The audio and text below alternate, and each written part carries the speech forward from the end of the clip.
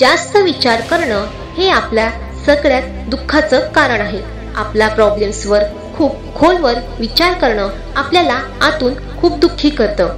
आपण अस्वस्थ होतो. जीवनात आपल्याला प्रत्येक वेळी जगण्या मारण्याचा प्रश्न उद्भवत असेल तर रोज मरत मरत जीवन जगावं लागेल.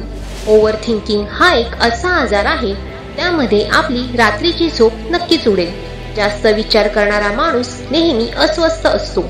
तुम्ही कधी पण त्याला सुखी हसत नाही पाहू शकत. वास्तविकता हा एक मेंटल डिसऑर्डर आहे, ज्याला जनरलाइज एन्झायटी डिसऑर्डर (जीडी) म्हणतात. अशा व्यक्तीच्या मनात सतत काहीतरी चालूच असतं. एकावर एक विचार येतच राहतात.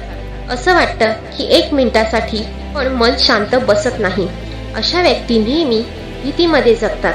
काहीतरी वाईट होण्याची भीती, काहीतरी नुकसान होण्याची भीती, बिझनेसचं नुकसान होण्याची भीती, अभ्यासाची भीती, नाती तुटण्याची भीती, तर कोणी सोडून जाण्याची भीती. नेहमी अशा लोकांच्या मनात कसली तरी भीती असतेच. ज्या गोष्टींचा आपण खूप विचार करतो, वास्तविकता त्या गोष्टी त्यांच्या जीवनात घडण्याचे चान्सेस नसतात. पण आपण त्याच गोष्टींबद्दल सतत विचार करून आपल्या मनाला कमजोर बनवतो. माझ्या मते जीवनात तीच व्यक्ती यशस्वी आहे, जी व्यक्ती चिंता आणि तणाव मुक्त लाईफ जगते. जो व्यक्ती चिंतेत आणि विचारात सतत राहतो त्याच व्यक्ती खरं तर जीवनात अयशस्वी असतात. जास्त विचार करणारी लोक खूप लवकर थकतात. खूप लवकर त्यांच्या शरीरात वेदना व्हायला लागतात. स्टॅमिना नसतो, कारण आपलं शरीर आपल्या मनाच्या मागे धावतं. जर तुमचं मन कमजोर झालं तर तुमचं शरीर पण कमजोर व्हायला लागतं. अशा व्यक्ती झोपण्यासाठी बिछाण्यात तर पडतात, पण डोक्यात विचार सतत चालूच असतात. ह्यामुळे त्यांना झोप पण येत नाही आणि जास्त विचारामुळे आपल्या भुकेवर पण परिणाम होतो. अशी व्यक्ती अशा परिस्थितीत एकतर खूप खायला लागते किंवा अशा लोकांना भूकच लागत नाही. अशा व्यक्ती छोट्या छोट्या गोष्टी मनाला लावून घेतात व लगेच त्यांचं माइंड डिस्टर्ब होतं. ओव्हर थिंकिंग हा एक असा आजार आहे की मनामध्ये जेवढे विचार येतात तेवढे खोलवर मनात अशी परिस्थिती आणतात की वास्तविकता असं काहीच नसतं. It's not normal. सगळ्यात आधी तुम्ही ॲक्सेप्ट करा की तुम्ही खूप जास्त विचारात राहणं नॉर्मल नाही. हा एक आजार आहे तुमच्या मनाचा की छोट्या छोट्या गोष्टींवर तुम्ही ओव्हर थिंकिंग करता, तरच तुम्ही यातून बाहेर याल. जर या परिस्थितीतून तुम्हाला बाहेर यायचं आहे तर या 5 गोष्टी नक्की करा. सगळ्यात पहिलं म्हणजे स्वतःला निगेटिव्ह गोष्टींपासून, विचारांपासून व निगेटिव्ह लोकांपासून लांब ठेवा. पॉझिटिव्ह गोष्टींसाठी तुम्ही बुक रीडिंग करू शकता किंवा पॉझिटिव्ह लोकांबरोबर वेळ घालवा. चांगल्या गोष्टी ऐका. निगेटिव्ह विचारांपासून स्वतःला लांब ठेवण्याचा प्रयत्न करा. दुसरी गोष्ट म्हणजे जे काम करायला तुम्हाला भीती वाटते ते काम करा, कारण घाबरून जर तुम्ही एखादे काम करणं सोडत असाल तर ते तुमच्या लाईफवर इफेक्ट करते. तुमच्या मनातील भीती वाढायला लागते व घाबरणं चुकीचं नाही, पण घाबरून कोणती गोष्ट न करणं हे चुकीचं आहे. जर ते काम तुम्ही कराल जे तुम्ही करायला घाबरत होतात, तेव्हा तुम्हाला समजतं की तुम्ही विनाकारण घाबरत होतात. तुमची भीती कमी होते आणि ही भीती मनातून गेल्यावर तुमचं मन शांत व हलकं होतं व आपल्या मनात एक शक्ती किंवा विश्वास उभा राहतो. त्याचा अर्थ असा की तुम्ही चुकीचं काय पण कराल असं नाही, पण तुम्ही असं काम करा की जे करायला तुम्ही घाबरत होतात. त्यामुळे तुमच्या जीवनात नक्कीच बदल होईल.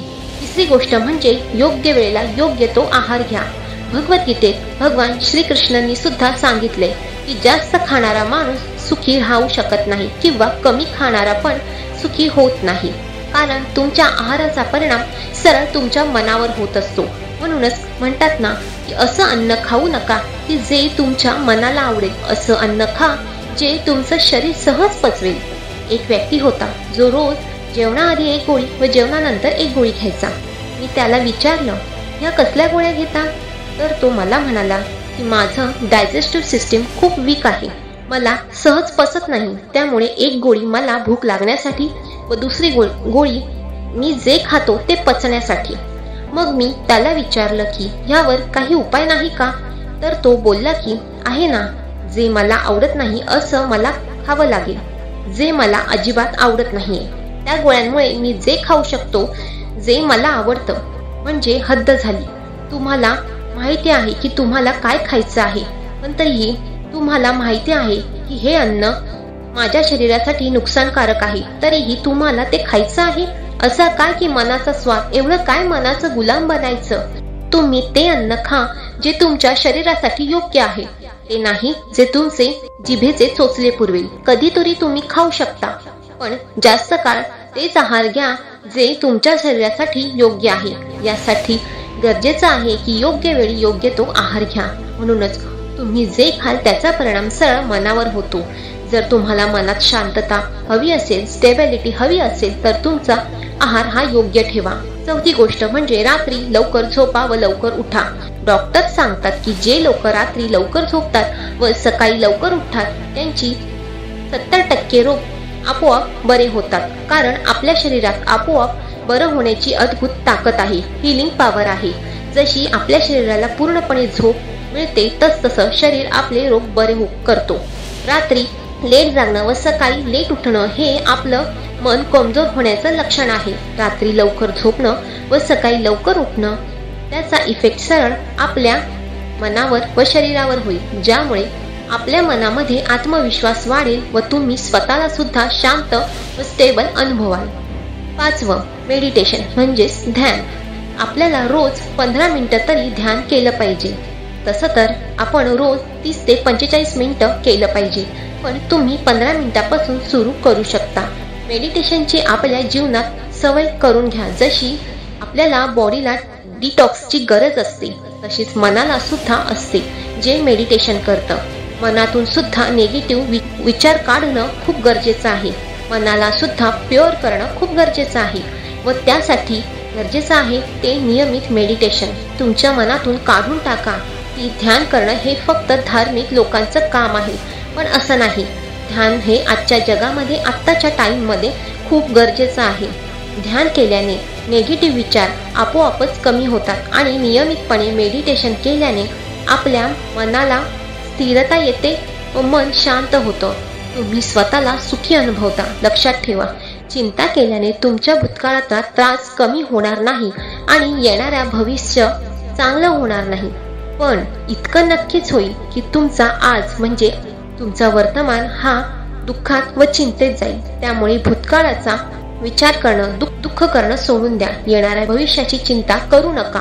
तुमच्या हातात तुमचं आज आहे, म्हणजे तुमचं वर्तमान, ज्याला तुम्ही छान आणि आनंदी बनवा तर तुमचं आयुष्य सुद्धा उत्तम होईल. खरं सांगायचं झालं, दुनियेत तोच व्यक्ती सुखी आहे ज्याचं मन शांत व स्थिर आहे. हा व्हिडिओ तुम्हाला कसा वाटला हे नक्की कमेंट करून सांगा आणि या व्हिडिओला लाईक आणि सबस्क्राईब करायला विसरू नका. थँक्यू.